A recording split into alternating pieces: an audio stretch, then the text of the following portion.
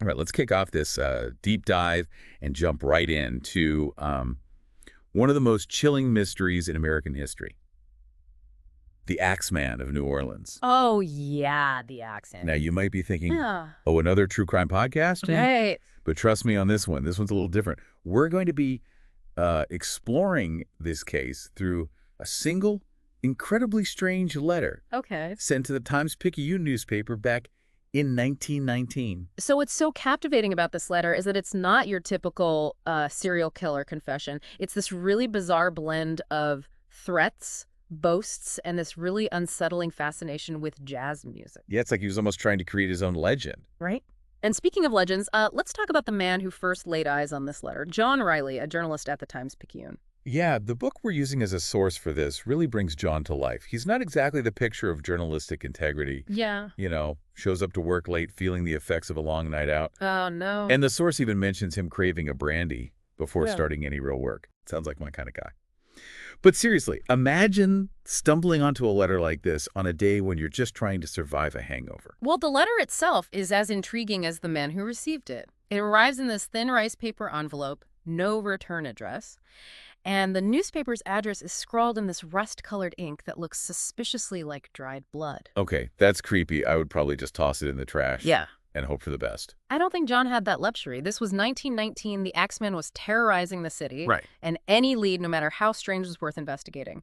So he opens the letter, and this is where things get really, really interesting. Hit me with it. What did the Axeman have to say for himself? So the letter is dated Hell, May 6, 1919, and begins with the line, "Esteemed mortal, they have never caught me and they never will.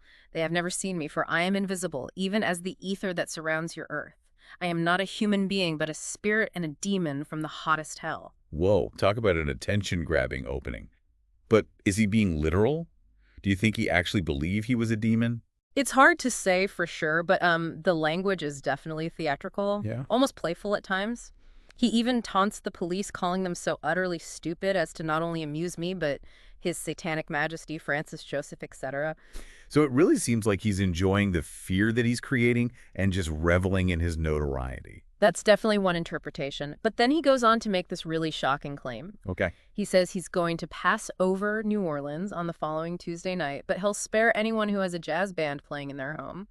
Wait, what? Uh, So to survive the Axeman, you just needed to throw a jazz party. Yeah. That's unexpected. Yeah, it's one of the most perplexing aspects of this case. Why jazz? Was he a genuine fan? You know, using music as some sort of twisted psychological weapon? Or was there a deeper, more symbolic meaning behind this demand? It's like he's toying with the whole city, saying, I can kill you all, but I'll spare those who can appreciate good music. I mean, what kind of logic is that? It certainly raises more questions than it answers, and it speaks to the mystery that still surrounds this case to this day. We may never truly understand what motivated the Axeman. So what happened next? Did the newspaper publish the letter? Can you imagine the reaction in New Orleans? Everyone scrambling to find a jazz band, maybe even dusting off their old trumpets and trombones? You're exactly right. The city was thrown into chaos. But before we dive into that, let's take a closer look at the content of the letter itself. Okay. There are some really interesting details in there that might shed light on the Axeman's personality and motives. So one passage that stands out is when he describes his love for jazz. Ooh. He writes, "I am very fond of jazz music, and I swear by all the devils in the nether regions that every person shall be spared in whose home a jazz band is in full swing at the time I have just mentioned." Okay, I'm going to need a minute to process that. It's like he's trying to rationalize his bloodlust with a love for syncopated rhythms and improvisational solos. Yeah, and that's precisely what makes this letter so fascinating. It forces us to confront this clash between brutality and artistry, this strange juxtaposition of darkness and light. It's almost as if he's saying, hey, I might be a demon from hell, but even demons have their guilty pleasures. Yeah. You know, do you think there's any chance he was trying to be ironic? Like some sort of twisted dark humor?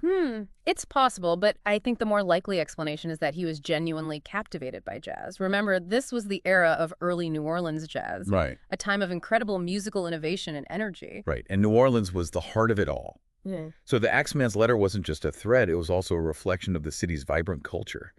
I mean, imagine the newspaper editors reading this, Yeah. trying to decide whether to even publish it. Yeah. The Times-Picayune faced this impossible dilemma. Yeah, On one hand, they had this responsibility to inform the public about a potential threat. right. But on the other hand, printing this letter could incite mass panic. And let's not forget the ethical implications of it all.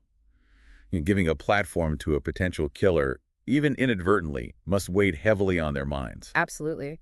But in the end, they decided to publish, and the city's reaction was, well, pretty much what you'd expect. Pure chaos. Oh, I bet the demand for jazz musicians just went through the roof. Were there any accounts of what actually happened that Tuesday night? Yeah, so the sources describe a city transformed jazz spilled out from every doorway, and window clubs were packed. Streets were filled with impromptu bands.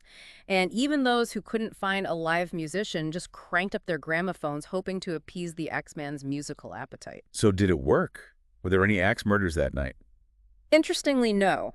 The night of March 19th, 1919 passed without any reported Axeman attacks. Wow. Now, whether that was due to the city's jazz-infused vigilance or simply a coincidence, we'll never know for sure. It's almost like the entire city collectively decided to call the Axeman's bluff, and somehow it worked. But what happened to the Axeman himself? Did they ever catch him? That's the biggest mystery of all. The Axeman seemingly vanished after that night, leaving no further trace. He became this ghost story, Yeah. this boogeyman whispered about in the dark corners of New Orleans history. And all we have left is this bizarre letter, this window into the mind of a killer who may have been a demon, a prankster, a jazz aficionado, or perhaps a strange combination of all three. It reminds us that sometimes the most enduring mysteries are those that remain unsolved. That lack of closure can be frustrating, but it also allows our imaginations to run wild, to fill in the gaps with our own interpretations and theories. You know, this whole deep dive has me thinking about the power of stories, especially those rooted in true crime.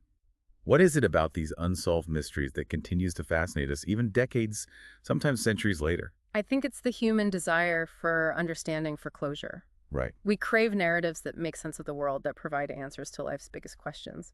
But sometimes the most compelling stories are the ones that defy easy explanations, the ones that leave us grappling with ambiguity and uncertainty.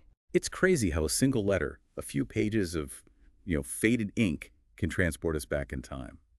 Make us feel the fear and uncertainty of a city under siege. And it's not just about the fear, it's about how people responded to that fear, how they found a way to celebrate life and community in the face of potential death. Right.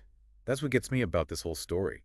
The jazz, it wasn't just background noise, it was an act of defiance, a way for New Orleanians to, take back their city, even just for one night. Yeah, and it speaks to the power of art to transcend even the darkest of times.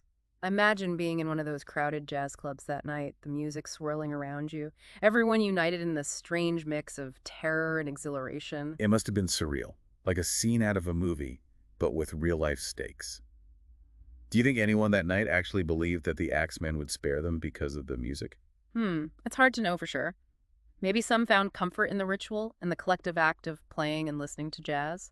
Others might have been skeptical, but figured it was better to be safe than sorry. And then there's the Axeman himself, this shadowy figure lurking in the background, maybe enjoying the music, maybe plotting his next move. It's like he becomes this embodiment of the city's dark side. This reminder that even in the midst of celebration, danger can lurk around every corner. And that duality, that tension between light and darkness, is what makes New Orleans such a captivating city even today. It's a place where history and mystery collide, where music and myth intertwine. After this deep dive, I almost feel like I need to book a flight to New Orleans. Wander those old streets, soak up the atmosphere, maybe even catch some live jazz. Who knows, maybe I'll even feel the presence of the Axeman tapping his foot along to the music. Well, if you do go, be sure to let us know if you hear any strange whispers on the wind or see any shadows moving just a little too quickly down those dimly lit alleys. Oh, I definitely will. But in all seriousness, this case, this letter, it's a reminder that sometimes the most fascinating stories are the ones without a neat and tidy ending. The mystery lingers. The questions remain unanswered. And that's okay. It's what keeps us coming back for more, keeps us digging deeper, keeps us exploring the shadows of the past. So as you continue on your journey of learning and discovery, remember that sometimes the greatest insights come not from finding answers, but from embracing the unknown. That's a great note to end on. Thanks for joining us for this deep dive into the mystery of the Axeman's jazz. Until next time, keep those minds curious and those ears open for the whispers of history.